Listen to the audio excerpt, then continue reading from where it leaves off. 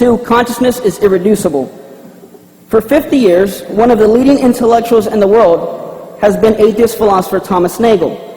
A few years ago, Nagel published a book entitled Mind and Cosmos: Why the Materialist Neo-Darwinian Conception of Nature is Almost Certainly False.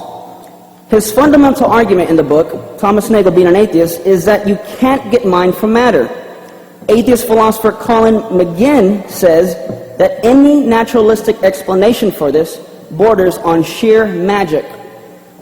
As a metaphor, he uses Jesus turning water into wine, and he says, how did evolution convert the water of biological tissue into the wine of consciousness?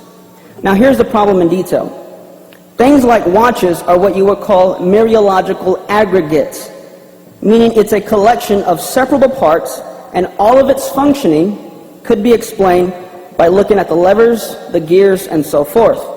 And not once in describing it would you have to appeal to things like brain conscious states, such as thoughts, feelings, hopes, desires, and so forth. In other words, aggregates like watches can't have these things. Well, the fact of the matter is, the brain is not a substantial whole in itself. It too is an aggregate, meaning it's a collection of billions of parts put together. Well, what's the problem? Take beliefs. When you look at the base parts of the brain, go to the fundamental base parts, you get things like electrons and quarks. Well, the problem is that a single quark cannot contain a belief. And it's not like when you put a lot more together or you rearrange them, you fix the problem. It's not like at 9,999 neurons there are no beliefs, but when you add one more, boom, you've got beliefs. Why not? Well, because if a single quark cannot contain things like beliefs, then putting more together and rearranging them does not give you beliefs.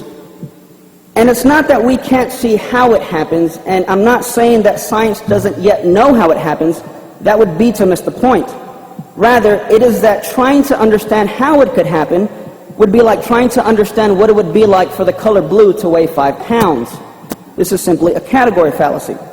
So the point is, no matter how many quarks or neurons you add, or how you rearrange them, or what structure you give them, it'll never give you beliefs any more than rearranging the furniture of my house will give you the color blue.